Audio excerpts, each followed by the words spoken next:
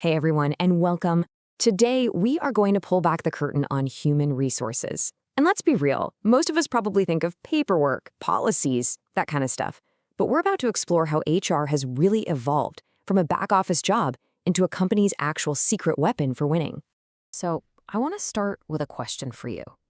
When you think about any truly successful company out there, what do you think is its single most valuable, most important asset? I bet your first thought is probably its tech, right? The cutting-edge software, the cool gadgets, and yeah, that stuff is super important, for sure. But it's not the number one answer. Okay, so what about the flashy headquarters, the global offices, the giant factories? Important, yes, but that's not it either. At the end of the day, the real engine behind any business, the thing that makes everything else tick, is the people. Their ideas, their energy, their skills, that's what creates all the value. And the whole reason HR exists, it's to figure out how to manage this incredible human asset. All right, so if we agree that people are the core asset, the big question is, how do we manage them well? Let's start with the basics. What even is human resource management? Okay, so the textbook definition is the utilization of individuals to achieve organizational objectives. But what does that actually mean in plain English? It really just means that HR's core job is to get everybody in the company, all the people, pulling in the same direction, working towards the same big goals. So how does HR actually make that happen? Well, it's not just one single thing. It's more like a system of different parts that all have to work together. Let's break down these building blocks. This right here, this is our map for the next few minutes. These are the 6 main things that HR does. But the most important word on this slide is interdependent. You've got to understand that none of these things work in a silo. They are all deeply connected, and what you do in one area has a huge impact on all the others. We'll look at a couple of these now. First up, let's talk about staffing. This is probably the one that everyone is most familiar with. It's basically the entire process of getting the right people to walk through the front door. But it's so much more than just slapping a job ad online. To do staffing well, you have to start with a deep dive into the job itself. What skills does someone really need to succeed? Once you know that, then you can plan, you can recruit, and you can make a smart choice.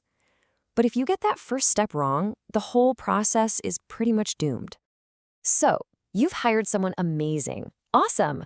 But the job is not done. In fact, it's just getting started. And that brings us to the next piece of the puzzle, human resource development. This is all about what happens after someone is hired. It's about investing in their growth. This is where the really cool growth happens. We're talking about training to help people get better at their jobs right now, and development to get them ready for what's next.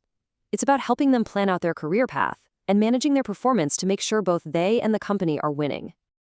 And this is a perfect example of how all those functions are connected.